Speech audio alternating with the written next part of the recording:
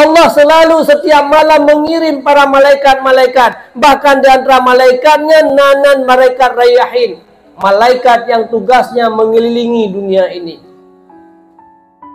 Sonan malaikatnya Rayyahin, menyertanya menteri luar negeri. Di saat malaikatnya kekalana sekelompok umat Nabi Muhammad di kampung yang sangat terpencil, hana ramai orangnya. Maka apa kata malaikat?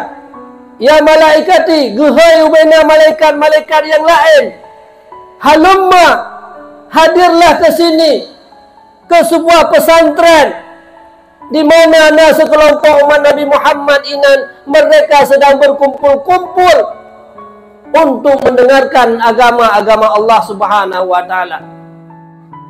Di mana pada malamnya, wahai saudaraku sekalian, walaupun legedanyo uronyo jumlah gedanyo bisa kita hitung dengan mata danyo, tapi ketahuilah, inilah majelis yang dihadiri oleh para malaikat-malaikat sampai ke langit yang 7.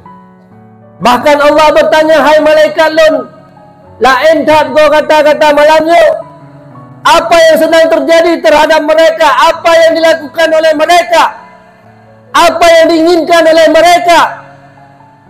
Yang akhir-akhirnya Allah menyampaikan kepada para malaikat, ushidukum ya malaikati, malam ini aku bersaksi di hadapan engkau wahai para malaikat-malaikat, di mana seluruh mereka yang hadir dalam majelis ilmu, dalam majelis dakwah, dalam majelis kebaikan, berzikir kepada Allah Subhanahu wa taala, maka lun akan lun ampun dosa-dosa yang pernah mereka lakukan, kejahatan-kejahatan yang pernah mereka lakukan.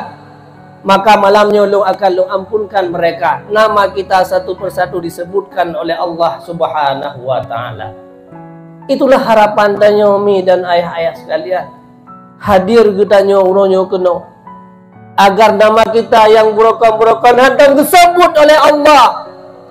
Nama gedanyo yang burokan-burokan tidak pernah disaksikan oleh Allah di hadapan para malaikat. Keluar daripada gedanyo dari tempatnya untuk tayak wow rumah masing-masing. Yang atonyo tonuke baru tayo dapatkan kembali.